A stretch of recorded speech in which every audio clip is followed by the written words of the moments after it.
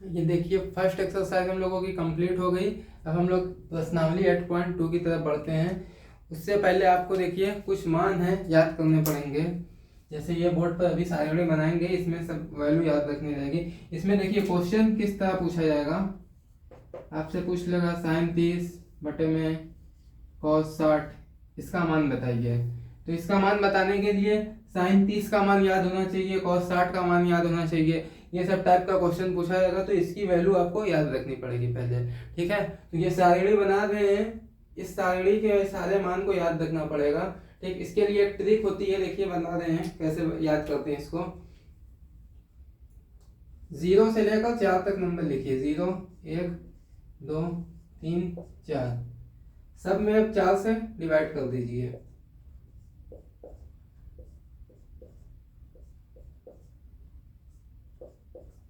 और सबका रूट ले लीजिए।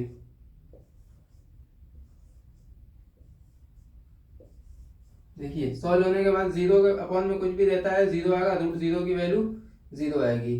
ठीक, तो साइन 0 का मान जो होगा वो 0 हो जाएगा। ऐसे ही देखिए साइन 30 का थीटा का मान यहाँ पर अगर से 30 रख देंगे तो इसकी जो वैल्यू आएगी यहाँ पर लिखेंगे। तो यहाँ पर जो मान आएगा वो किसका लिखेंगे, साइन 30 का। साइन 30 का मान देखिए कैसे लिखेंगे, करनी में 1 का मान 1 होता है और करनी में 4 का मान 2 होता है। तो ये कितना आएगा, 1/2, मतलब कि साइन 30 का मान कितना हो जाएगा, 1/2। अब थीटा की जगह अगर से 45 ले लेंगे तो ये साइन 45 हो जाएगा। साइन 45 का जो मान आएगा उसको यहाँ लिखेंगे।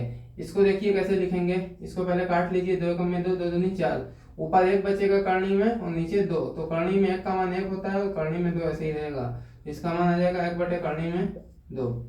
ठीक, ऐसे ही देखिए अगर से थीटा का मान 60 ले लेंगे तो ये साइन 60 हो जाएगा। साइन 60 का मान जो आएगा वो यहाँ लिखेंगे। तो साइन 60 का मान, ये करनी में 3 तो करनी में 3 ही रहेगा, 4 करनी में से बाहर आएगा तो ये क्या बचेगा, 2। तो साइन 60 का मान जो होता है वो होता है करनी में 3/2। ऐसे ही साइन 90 देखिए क्या होता है, साइन 90 का मान, ये 4 से 4 कट जाएगा, 1 आएगा और करनी में 1 का मान भी कितना होता है, 1 ही होता है। तो इस तरह से क्या कर सकते हैं हम लोग, साइन का सारे वैल्यू ट्रिक से लिख सकते हैं। ठीक है, तो साइन 0 की वैल्यू 0, साइन 30 की वैल्यू 1/2, साइन 45 की वैल्यू कितनी हो जाएगी, करनी 1/करनी में 2, साइन 60 का मान √3/2 और साइन 90 की वैल्यू 1 हो जाएगी। ऐसे ही कॉस थीटा का लिखना है, कॉस का मान, जैसे cos 0, cos 30, cos 45, cos 60, cos 90।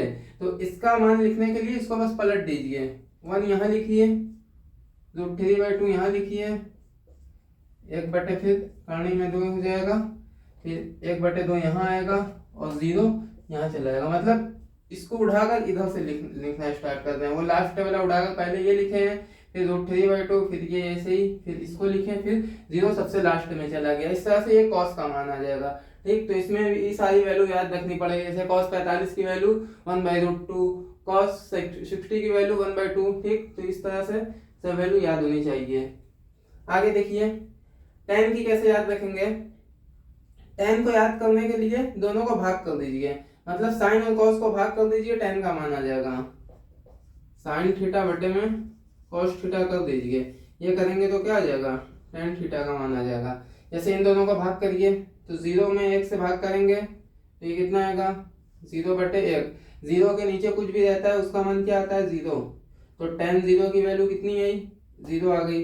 ऐसे ही देखिए tan 30 का निकालना है, इन दोनों को भाग करेंगे, भाग 1/2 में किससे भाग करेंगे, करनी में 3/2 से।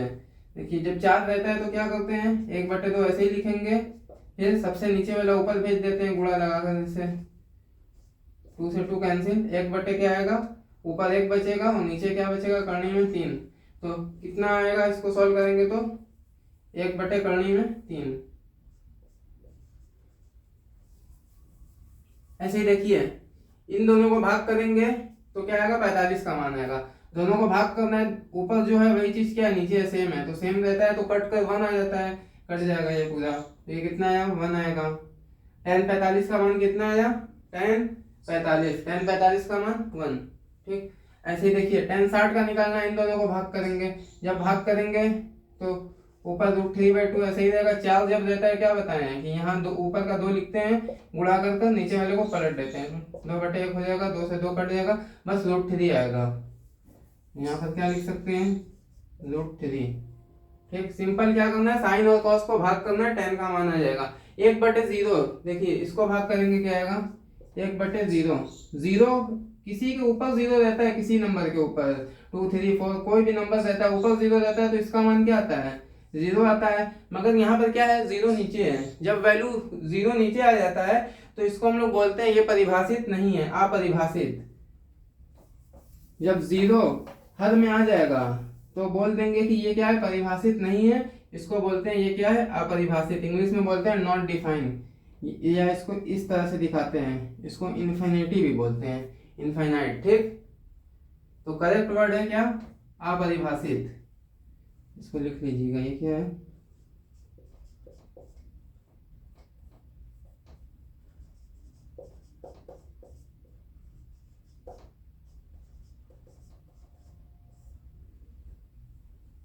देखिए साइन कॉस और टेन का आ गया वैल्यू। अब बस बची है कॉसेक सेक कॉट। इन तीनों की बताएं कैसे याद करते हैं। साइन को पलट देंगे कॉसेक आ जाएगा, कॉस को पलटेंगे सेक आ जाएगा, और टेन को पलट देंगे कॉट आ जाएगा। तो देखिए कॉसेक को क्या करेंगे निकालने के लिए, साइन थीटा को पलट देंगे। तो कॉसेक जीरो की वैल्यू निकालना है तो साइन जीरो को पलट देंगे, तो जीरो को पलटेंगे सबके नीचे वन रहता है, पलटेंगे तो 1/0 हो जाएगा। और जीरो किसी के भी नीचे रहता है वो क्या होता है, अपरिभाषित।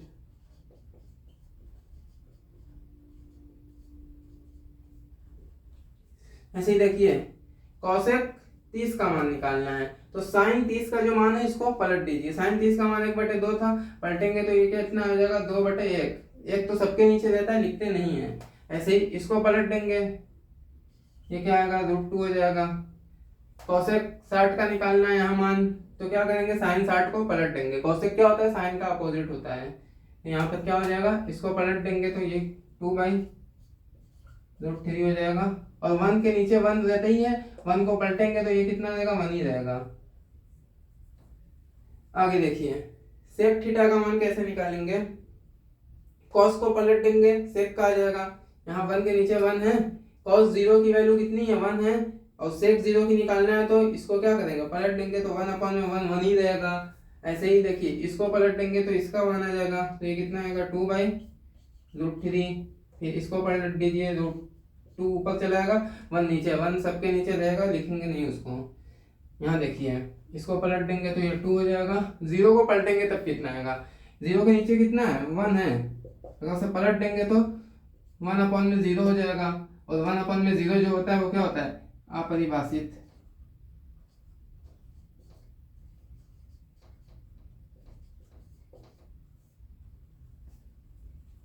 कॉट का मान निकालना है, tan को पलट देंगे, ये जीरो है, जीरो के नीचे वन है, वन जीरो को पलटेंगे हमेशा क्या आएगा, अपरिभाषित आएगा।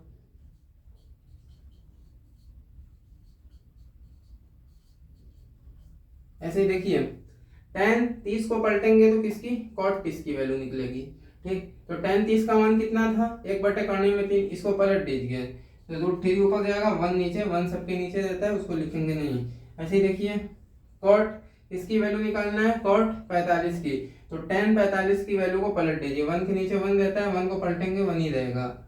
और ऐसे ही इसको पलटेंगे, √3 के नीचे वन है, पलट देंगे तो 1/√3, इसके नीचे वन है ना, पलट देंगे तो वन ऊपर चला जाएगा, √3 नीचे। अब देखिए ये अपरिभाषित है, अपरिभाषित को पलटेंगे कितना आएगा। अपरिभाषित का मतलब क्या होता है, नीचे जीरो रहना चाहिए, मतलब 1/0, 1/0 है, इसी को क्या बोलते हैं, अपरिभाषित। इसको पलट दीजिए, 0/1, 0/1, जीरो समथिंग कुछ भी रहता है नीचे, ये क्या आता है, वैल्यू जीरो आती है। ठीक, मतलब अपरिभाषित का जो उल्टा होगा वो क्या होगा, जीरो होगा। तो इस तरह से पूरी सारणी सबकी वैल्यू याद रहनी चाहिए। जैसे साइन 60 का मान क्या है, √3/2। कॉस 30 की वैल्यू पूछी जाए तो कॉस 30 देख लीजिए यहाँ पर कितना है, √3/2 इसकी वैल्यू है। ठीक, कॉस 45 कितनी है, 1/√2 है। तो सब मान अच्छे से याद होना चाहिए। कैसे बताए हैं, साइन का याद करिए, इसको इधर से लिख देंगे तो कॉस का आ जाएगा, साइन बटे कॉस कर देंगे, tan आ जाएगा। 3 याद कर लेंगे, ये तीनों निकालना रहेगा, बस क्या कर देंगे, इसको रिवर्स करते जाएंगे, पलट देंगे, इन तीनों का नीचे का आ जाएगा। ठीक, नोट कर लीजिए इसको।